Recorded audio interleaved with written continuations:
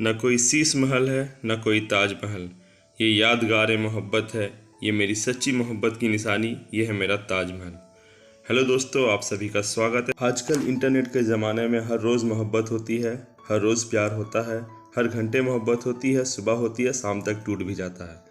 जी हाँ दोस्तों, आज हम एक ऐसे मिसाल वाली मोहब्बत की बात करेंगे जो हमारी 21वीं सदी में एक मिसाल बनकर कायम हुई। ना कि सिर्फ हिंदुस्तान में बल्कि जापान, स्पेन, रसिया तक में भी ये मोहब्बत बहुत फेमस हुई और वहाँ के लोगों ने भी यहाँ आकर के हमारी इस हिंदुस्तान के छोटी सी मोहब्बत को अपने टीवी चैनल पर कवर किया और इस कहानी को पूरी तरह से समझा और अपने घर वालों को भी जाकर के सुनाया। जी हाँ दोस्तों, हम बात कर रहे हैं हमारे हिंदुस्तान के यूपी में स्थित एक बुलंदशहर की, जहाँ एक पोस्ट मास्टर, एक रिटायर्ड पोस्ट मास्टर ने अपनी बीवी की मोहब्बत में एक ताजमहल ही बना डाला। चलिए हम जान लेते हैं अब ताजमहल बनने के पीछे की कहानी। क्या यह ताजमहल बनने का प्लान अचानक से हो गया था? जी नहीं दोस्तों, सबसे पहले हम जान लेते हैं कि रिटायर्ड पोस्ट मास्टर की शादी यानी कि उनका निकाह 1953 जून के महीने में 14 तारीख को हुई थी। 14 तारीख को बारात गई थी, 15 तारीख को उन्होंने लड़की को अपने घर तक लेकर के आया। इनकी बीवी का नाम तजमिली बेगम था। जी हाँ दोस्तों, उनकी उम्र यानी कि उनकी बीवी का उम्र उस वक्त सिर्फ 16 साल की थी वो। और ये खुद फैजुल हक साहब ने बताया है कि ना ही तो उन्हें खाना बनाने आता था, ना ही उन्हें पढ़ाई लिखाई में कोई दिलचस्पी थी और ना ही उन्हें कुछ पढ़ना आता था। अपनी मोहब्बत को यानी कि अपनी बीवी को उन्होंने खाना बनाना तक का भी सिखाया, उन्हें अच्छी तरह से अरबी उर्दू पढ़ना भी सिखाया। वो ये भी कहते हैं कि वो इन्हें छोटी छोटी सी किताबें ला के देती थी, हर तरह के पढ़ाई में उन्हें मदद करती थी। वो तो पढ़ना बहुत अच्छे तरीक़े से सीख गई थी, पर उन्हें लिखना नहीं आया था। शादी के कुछ साल बाद जब इन्हें औलाद नहीं हुआ तो फैजुल हक कादरी साहब के घर वालों ने उन्हें दूसरी शादी करने का भी इतला किया, मगर इन्होंने इनसे साफ साफ इनकार कर दिया और उन्होंने अपनी बीवी का इलाज के लिए भी पता किया कि आखिर इन्हें औलाद क्यों नहीं हो रही। तो डॉक्टरों ने बताया कि आपकी बीवी के यूट्रस में प्रॉब्लम है, यानी कि उनके बच्चेदानी में ट्यूमर हो गई है। अगर आप उसे जल्द से जल्द ख़त्म नहीं करेंगे या उनका इलाज नहीं करवाएंगे ट्यूमर का, तो उनकी जान को भी खतरा है। तब फिर क्या था, कादरी साहब ने अपनी बेपनाह मोहब्बत करने वाली बीवी को जान बचाने का ही फैसला किया और उन्होंने बच्चेदानी का ऑपरेशन करवा दिया। फिर उसकी बीवी ने उन्हें खुद बताया कि आपने ऐसा क्यों किया, अब मैं कभी माँ भी नहीं बन सकती, हमारे मरने के बाद अब हमें कौन याद करेगा, हमारे बारे में कौन बोलेगा।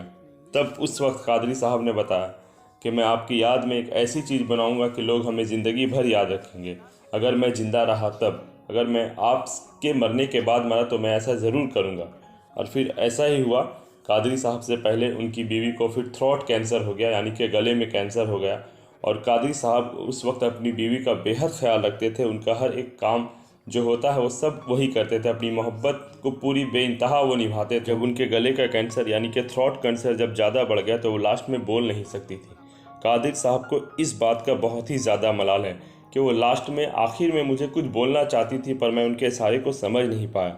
वो ये बात याद कर कर के हमेशा रो पड़ते हैं और ये बोलते हैं कि इस बात का मुझे ज़िंदगी भर मलाल रहा कि मैं उनकी बातों को समझ नहीं पा रहा था। कादरी साहब ने अपनी बीवी की याद में अपने खेत के बीच में ही एक छोटा सा मकबरा बनाया, यानी कि उनके कब्र पे अच्छी तरह से मरम्मत करवा के एक मकबरे टाइप पे, और उसके जस्ट बगल में ही अपना भी कब्र बनवा के ही इन्होंने रख लिया।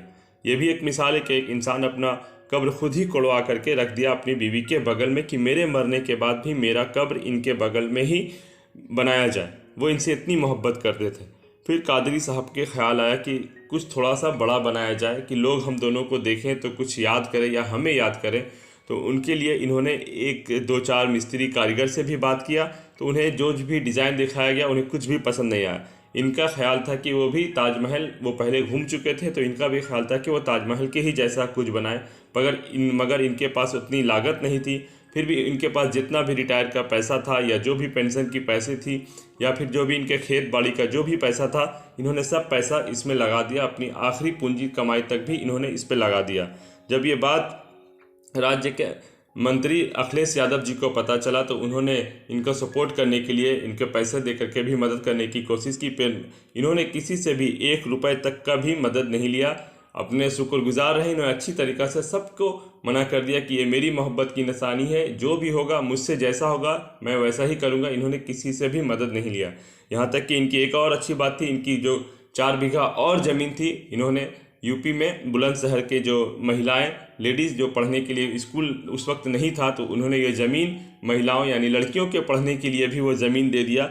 और उनकी ख्वाहिश थी कि इस जो स्कूल बने उसका नाम उनकी बीवी के नाम पर ही रखा जाए। ये बात पहले मंजूर कर ली गई थी, फिर बाद में इसे खारिज कर दिया गया। इसके लिए वो जिला कलेक्टर से भी बहुत बार मिले, मगर इसके बात को कभी माना नहीं गया। फिर बाद में स्कूल का नाम कुछ और ही रखा गया, मगर इनकी बीवी के नाम पर नहीं रखा गया। देखते देखते बुलंदशहर से यूपी, यूपी से फिर पूरे हिंदुस्तान, फिर हिंदुस्तान से भी बाहर इनकी बात और इनकी मोहब्बत की बात पूरे फैलने लगी।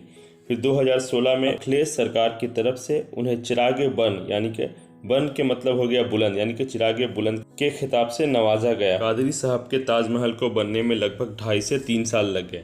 जी हाँ, इन्होंने 2012 से लेकर के 2014-15 तक में इसमें काम करवाया, इनसे जितना हो सका। फिर भी इन्होंने लोगों के देखने लायक एक मकबरा टाइप पे यानी कि छोटा ताजमहल ही बना दिया। ताजमहल में शाहजहाँ ने तो बहुत रकम खर्च की है, उनके पास बहुत दौलत थी, पर मोहब्बत की सही मिसाल तो कादरी साहब ने ही कायम की। अपनी पेंशन के पैसे से, अपने जमा पूंजी से, अपने मेहनत यानी कि खेती भी करते थे वो उस पैसे से। ये हुई मोहब्बत की सच्ची मिसाल।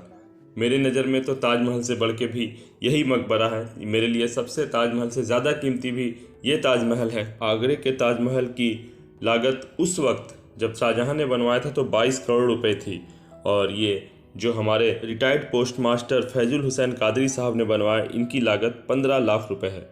मगर 15 लाख में भी हर जगह से मोहब्बत ही मोहब्बत नज़र आती है फैजुल हक साहब के मकबरे से, यानी कि उनकी अपनी बीवी के याद में जो इन्होंने ताजमहल बनाया उससे।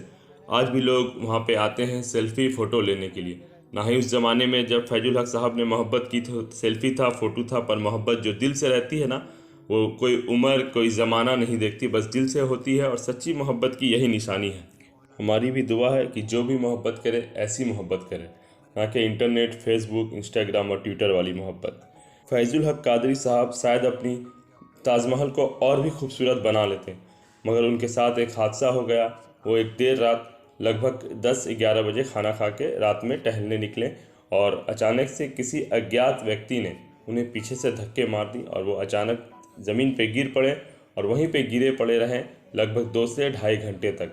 फिर उनका एक भतीजा उस रास्ते से देर रात किसी मिलाद या जलसे से गुजर रहा था, तो उसने देखा कि चाचा जान यहाँ पे गिरे हुए हैं, तो उन्होंने मोहल्ले वाले की मदद से उन्हें ले जा करके हॉस्पिटल में भर्ती कराया, मगर इससे कोई फ़ायदा नहीं हुआ। वो भर्ती होने के एक दिन में लगभग एक दिन बाद 10 नवंबर 2018 को इनका इंतकाल हो गया। और जैसा कि इनकी ख्वाहिश थी कि मरने के बाद उनका कब्र उनकी बीवी के बगल में ही बनाया जाए, तो ऐसा ही हुआ। उनके घर वाले यानी कि उनके जो चीन पहचान के लोग थे, जिनसे इन्होंने बोल के रखा था कि मेरे मरने के बाद मेरी कब्र मेरी बीवी के बगल में ही बनाया जाए, तो वैसा ही हुआ। उनकी बीवी के बगल में उन्हें दफनाया गया। उनके जनाजे की नमाज उनके ताजमहल के सामने ही पढ़ाई गई। वो ताजमहल जो खुद अपने पैसे, अपने खून पसीने की कमाई से फैजुल हुसैन कादरी साहब ने बनाई थी। फैजुल हुसैन साहब अपने आखिरी दिनों में ये शायर बहुत ही ज़्यादा बोला करते थे और बार बार इसे दोहराया करते थे। वो ये शायर है, मेरे ना खुदा मेरे राह पर, मेरे रहनुमा मेरे हम सफ़र, मेरे जान से भी ज़्यादा तू अजीज़ तर, कहाँ गया तू मुझे छोड़कर, मेरे शीशे से दिल को तोड़कर, कहाँ गया तू मुझे छोड़कर। वो बार बार ये शायर दोहराते और वो रोते थे, और हमेशा अपनी बीवी को बेहद वो याद करते थे। सही माने तो इस नए दौर के फैजुल हक साहब एक शाहजहाँ ही हैं, जिन्होंने अपनी खून पसीने की कमाई से एक सच्चा ताजमहल बनाया, अपनी मेहनत से बनाया, और इनको हमारा सलाम है। 21वीं सदी के शाहजहाँ यानी कि फैजुल हुसैन कादरी, इन्हें शाहजहाँ कहना बहुत ही गलत होगा। ये खुद अपने नाम की एक मिसाल है, जिन्होंने अपनी मेहनत से अपना नाम कमाया, अपनी मोहब्बत से अपना नाम बढ़ाया। फैजुल हुसैन